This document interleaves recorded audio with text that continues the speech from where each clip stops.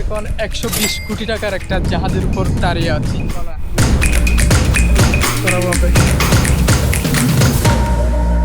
রানাবাই থেকে টিকিট নিব, আপনি সেটা একমত? আমি রানাবাই থেকে টিকিট নিতে পারবো? আমার বিশ্বাস হয় না। না, এখন আর আরিফের সাথে আমার চ্যালেঞ্জ, আমি যদি রানাবাইয়ের থেকে আমাদের দুইজনের টিকিটটা নিতে পারি তাহলে আরিফ ভাই আমাকে কাশি খাওয়াবেন। কোথায়? আজকে আমরা চট্টগ্রামের পতেঙ্গায় বিখ্যাত এমভি বে-1 জাহাজটি এক্সপ্লোর করতে যাচ্ছি। আমার সাথে আছে আরিফ ভাই এবং রানা ভাই। এই হচ্ছে আমাদের বে-1। এখানে লেখা আছে কর্ণফুলী কোর্স লাইন। যদি বে-1 নামে পরিচিত, আমি এখানে বে-1 নামটা খুঁজে পাচ্ছি না। এখন আমাদের মাঝে উপস্থিত রানা ভাই, দীর্ঘ 11 বছর পর। প্রথমে আমরা জনপ্রতি 200 টাকা দিয়ে টিকিট নিয়েছি। রানাবাই টিকিট কিনলো। জাহাজে ওঠার আগে এই প্লেসটা খুবই সুন্দর। আমরা কিছুক্ষণ এখানে সময় কাটালাম, তারপর ঢুকে পড়লাম এই বিশাল জাহাজের ভেতরে।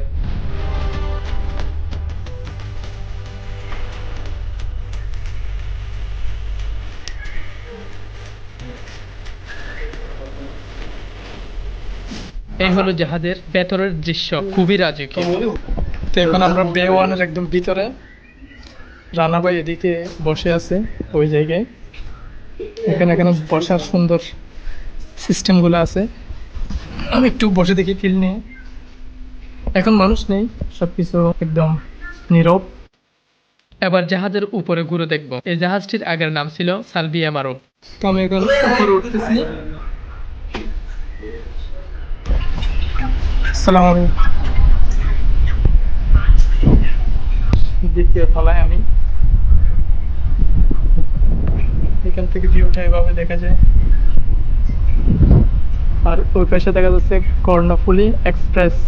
এটাও কি সেন্ট মার্টিন যায়? এটা আর এটা যায় এখন? তো 3 মাস পুরা থাকে মনে হয়। জাপানের কোম্পানি এটি তৈরি করে 1990 সালে। প্রায় 120 মিটার লম্বা এই জাহাজটি তৈরিতে খরচ হয়েছিল 8 থেকে 12 মিলিয়ন ডলার।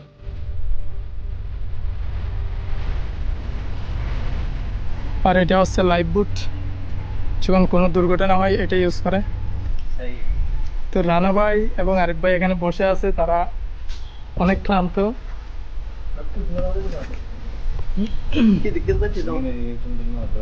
আমরা এখন রিল্যাক্স এসে বে-1 বসে আছি। সুন্দর বাতাস আসছে এদিক থেকে, পশ্চিম দিকে। এটা হচ্ছে পশ্চিম।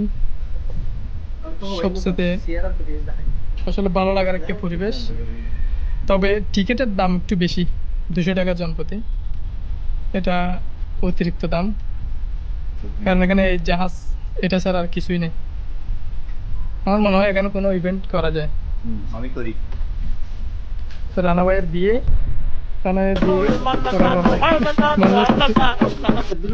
দীর্ঘদিন জাপানে চলার পর 14 বা 15 সালের মাঝামাঝি জাহাজটি বাংলাদেশে আনা হয়। পরে নতুনভাবে সাজিয়ে এর নাম রাখা হয় এমভি বে-1।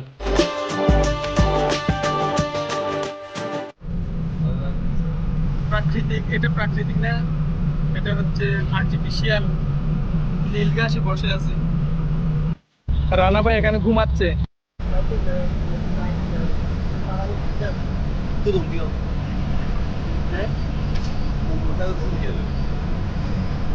এখানে ওরা কি বলতেছে এরা নিজেও জানে না, কেন ইচ্ছে যাবে। তো এদিকে দেখা যাচ্ছে 2টা পর্যটক। এখন আমরা এদের থেকে জিজ্ঞেস করবো আপনাদের অনুভূতিটা কি, এখানে যে আপনারা আসছেন, আপনাদের অনুভূতিটা কি? প্রথমে এটা ফেসবুকে দেখলাম, দেখে আমাদের মনে হচ্ছে এই জায়গাটা আসলে সুন্দর। কিন্তু এখানে এসে দেখার পরে দেখলাম জায়গাটা কিন্তু সুন্দর, কিন্তু টাকার মান অনুযায়ী টিকিট বেশি দাম। হ্যাঁ, এটা যদি 50 টাকা হলে পর্যটক যারা আসে তাদের জন্য এটা কি পারফেক্ট হতো। তো এখন পর্যটকদের ভাষ্য অনুযায়ী আমরা বুঝতে পারলাম এখানে 200 টাকা যে টিকিটটা নেই, এটা আসলে খুবই দাম। তো 200 টাকার টিকিট হওয়ার কোনো প্রশ্নই আসে না। এখানে তেমন কিছু নাই, মানে এরকম কার্পেট আছে প্রত্যেক তলায়, একটু সবুজ লাল এরকম। আর এদিকে আমরা আরেকজনকে দেখতে পেলাম। তো আপনার অনুভূতিটা কি? আসলে সত্যি কথা বলতে অসাধারণ লাগতেছে।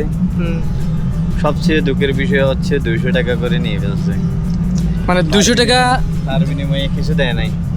একটা চা টাকা ছিল উচিত ছিল, একটা কফি টাকা উচিত ছিল, না হলে একবেলা নাস্তা, দেখছিলাম ওখানে নাহলে নাকি সুইমিং 300 টাকা। গোসল করা। আচ্ছা, যা বুঝলাম 200 টাকা নেওয়ার কোনো কারণ আর খুঁজে পাচ্ছে না।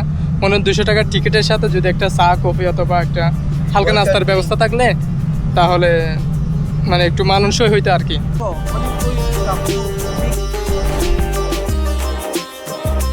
সো 120 কোটি টাকার জাহাজের এই যে রিভিউটা যদি আমি বলতে গেলে এই টাইমে একটু ভালো লাগে। এই সময় যখন সূর্য ডুবে গেছে, এটার বয়স আনুমানিক 40 বছর, মানে জাপানের তৈরি, যার কারণে এখনো অনেক মজবুত এই জাহাজটা। আমরা এখানে আছি এই আর কি। এখন এখানে না আসলে বুঝতাম না জায়গাটা এত সুন্দর। ধন্যবাদ রানা ভাই, আপনার সহযোগিতার কারণে আমরা এখানে আসতে পারলাম। আরিফ ভাইয়ের সাথে আমার চ্যালেঞ্জ ছিল যে রানা ভাই এখানে টিকিট কিনে দিবে কিনা। তো আরিফ ভাই বলতেছে টিকিট কিনে দিবে না, কিন্তু রানা ভাই ঠিকই টিকিট কিনে দিয়েছে। আমরা এখন সেই টিকিটের মাধ্যমে এই জাহাজে উঠলাম। আমি প্রথমে চিন্তা করলাম রানা ভাইয়ের মনটা খুবই বাজে মন ছিল, না, শক্ত শক্ত পাথর ছিল, দেখা যাচ্ছে না, একদম কিন্তু মোমের মতো। এখন বুঝতেছি আসলে আমাদের ধারণা ভুল ছিল। রানা ভাই জাস্ট অসাধারণ একজন ব্যক্তিত্ব। রানা ভাই মোমের মতো একদম নরম মানুষ। এখন রাতে আমাদের কি খাওয়াই হ্যাঁ, এখন রানা ভাই বলতেছে, বিরিয়ানি খাবো না। রানা ভাই বলতেছে কাচ্চিটাই নাকি আমরা কাচ্চি রানা খাবো। ভাইয়ের জন্য তো অভিনন্দন। ও যেখানে জব করে ওখানে আছে ব্যাড অ্যাওয়ার্ড পেয়েছেন, ও এমপ্লয়ি অফ দ্য ইয়ার হয়েছেন। হ্যাঁ, সত্যি এটা আমাদের রানা ভাইকে আপনারা কনগ্রাচুলেশন জানাবেন। অবশ্যই আমরা আশাবাদী, কারণ রানা ভাই চট্টগ্রাম শহর আজকে 12 বছর। এটা চট্টগ্রাম আমাদের শহর, জন্য গর্বের বিষয়। চট্টগ্রাম শহরে রানা ভাই 12 বছর না, উনি এই 12 বছরে রানা ভাইয়ের সাথে আমরা এখানে 12 বছর পর চট্টগ্রাম শহরে দেখা করতে আসলাম। এমনি তো প্রতি বছর দেখা হয় এদিকে এটা কিন্তু এদিকে, আপনার কিন্তু রানা ভাইয়ের এরিয়ায় আমরা গর্বের বিষয়। এত দূর থেকে রানা ভাইয়ের এরিয়ায় আমরা 12 বছর পর আসলাম। রানা ভাই হাসতেছে। আজকে আমরা কোথাও দূরে যাচ্ছি না, শুধু পুরো জাহাজটা ঘুরে দেখবো আর সমুদ্রের সুন্দর পরিবেশটা উপভোগ করব। জাহাজটির ভেতরে রয়েছে সিটিং এরিয়া, কেবিন, রেস্টুরেন্ট। পরিবার নিয়ে সুন্দর একটি নিজের মতো করে সময় কাটানো যায় এই জাহাজে। টিকিটের দাম বেশি হওয়ায় মানুষের ভিড় নেই। সমুদ্রের দৃশ্য সত্যি অন্যরকম একটা অনুভূতি দেয়। প্রায় 800 যাত্রী বহন করতে সক্ষম এই জাহাজটি চট্টগ্রাম থেকে সেন্ট মার্টিন রুটে চলাচল করে। পুরনো হলেও এখনো জাহাজটার মাঝে একটা আলাদা রাজকীয় ভাইব রয়েছে।